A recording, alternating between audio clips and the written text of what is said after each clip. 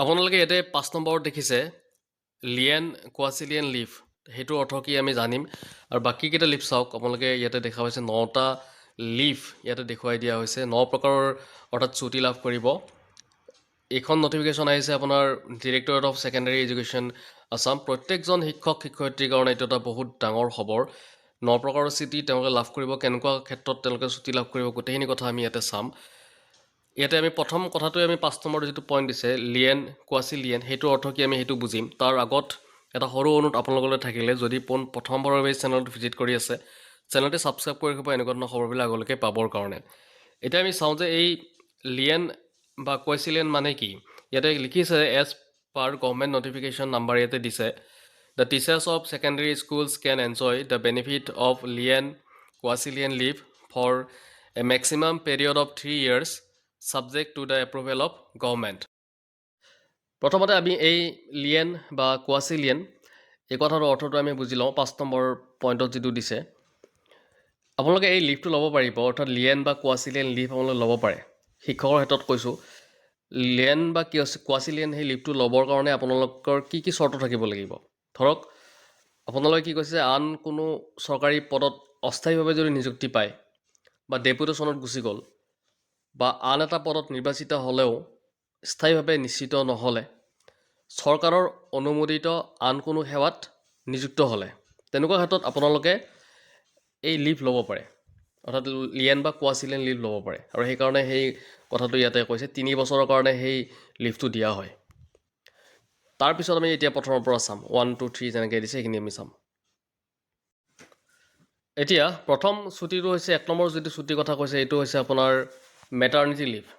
আৰু ইয়াতে লিখিছে যে চৰকাৰী অধিসূচনা নম্বৰ ইয়াতে দিছে, তাৰিখ ইয়াতে দিছে। আৰু এই অনুসৰি মহিলা শিক্ষকসকলে দুটা যদি সন্তান থাকে তেওঁলোকৰ, দুটা সন্তানৰ বাবে তেওঁলোকে 180 দিন মাতৃত্বকালীন ছুটি লাভ কৰিব পাৰে। সেইটো হৈছে মেটাৰনিটি লিভ। এতিয়া আহিল কেজুৱেল লিভ। কেজুৱেল লিভৰ ক্ষেত্ৰত ইয়াতে কৈছে মাধ্যমিক শিক্ষা অধিদপ্তৰ অসমৰ অধীনত কৰ্মৰত শিক্ষকসকলে প্ৰতিটো বৰ্ষত 12 দিন নৈমিত্তিক ছুটি ভোগ কৰিব পাৰে। 1 বছৰত তেওঁলোকে 12টা দিন কেজুৱেল লিভ ল'ব পাৰে। তাৰপিছত আহিলে আৰ্ণ লিভ। চৰকাৰী অধিসূচনা নম্বৰ ইয়াতে দিছে, তাৰিখ আছে। ব্যক্তিগত কাম বা চিকিৎসাজনিত কাৰণত মাধ্যমিক বিদ্যালয়ৰ শিক্ষকসকলে 10 দিন উপাৰ্জিত ছুটি ভোগ কৰিব পাৰে। 10টা দিনৰ তেওঁলোকে আৰ্ণ লিভ ল'ব পাৰে তেওঁলোকৰ ব্যক্তিগত কাম বা চিকিৎসাজনিত কামৰ কাৰণে। তাৰপিছত আহিলে চাইল্ড কেয়াৰ লিভ।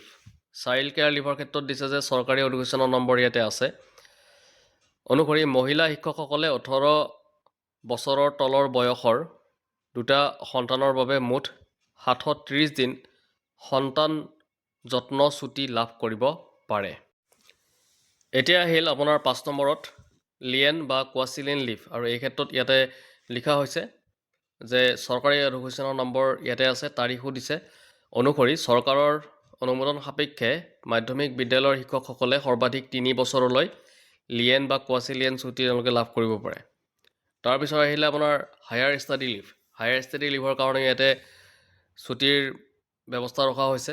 ইয়াতে কৈছে FR 84 সংযোজি 15 অনুসৰি চৰকাৰী অনুমোদন সাপেক্ষে মাধ্যমিক বিদ্যালয়ৰ শিক্ষকসকলক উচ্চ শিক্ষা লাভৰ উদ্দেশ্যে ছুটিৰ প্ৰদানৰ ব্যৱস্থা আছে, যাক চৰকাৰী অধিসূচনা নম্বৰ ইয়াতে আছে, তাৰিখ 3/6/2023 দ্বাৰা অৱগত কৰা হৈছে।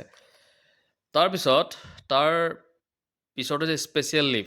তো 7 নম্বৰত তো স্পেচিয়েল লিভৰ কথা ইয়াতে কি কৈছে আমি এইটো চাম অকণমান।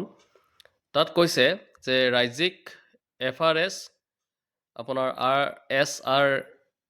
SRSৰ সংযোজনী 31 অনুসৰি যিসকল মাধ্যমিক বিদ্যালয়ৰ শিক্ষক যক্ষ্মা, কেঞ্চাৰ বা কুষ্ঠ ৰোগত আক্ৰান্ত হয় তেওঁলোকক 18 মাহৰ বিশেষ ছুটি প্ৰদান কৰা হয় দৰমহাসহ। তো দৰমহাসহ তেওঁলোকক 18 মাহৰ ছুটি দিয়া হয় স্পেচিয়েল লিভত। তাৰপিছত আহিলে leave without pay, extraordinary without pay. তো ইয়াৰে অৰ্থ হৈছে আপোনাৰ যিটো লিভ উইদাউট পে, দৰমহা নোহোৱাকৈ লিভৰ কথা ইয়াতে কি দিছে আমি চাবলৈ চেষ্টা কৰিছোঁ। তো ইয়াতে লিখিছে লিভ ৰুলছ 1934ৰ নিয়ম অনুসৰি 14(1) সংশোধিত অনুসৰি মাধ্যমিক বিদ্যালয়ৰ শিক্ষকসকলক দৰমহা নোহোৱা ছুটি অসাধাৰণ দৰমহা ছুটী প্ৰদানৰ ব্যৱস্থা আছে।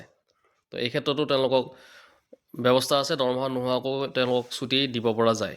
তাৰপিছত আহিলে B.Ed ডেপুটেশ্যন। যেতিয়া B.Ed কৰিবৰ কাৰণে যায় তেতিয়া ক্ষেত্ৰতো আমি ইয়াতে ছুটী দেখিবলৈ পাইছোঁ। যিসকল শিক্ষকক 2 বছৰৰ B.Ed ডিগ্ৰী পাঠ্যক্ৰমৰ বাবে ডেপুটেশ্যনত পঠোৱা হয় তেওঁলোকে সেই সময়ছোৱাত নিয়মিত আপোনাৰ দৰমহা লাভ কৰিব। যিটো মাহেকীয়া দৰমহা থাকিব সেই মাহেকীয়া দৰমহা তেওঁলোকে লাভ কৰিব। তো এই ক্ষেত্ৰত দেখা পালে আপোনালোকে 9টা ছুটীৰ কথা ইয়াতে দেখা পালে। তো গোটেইখিনি কথা আমি ইণ্টাৰপ্ৰিট কৰি দিলোঁ।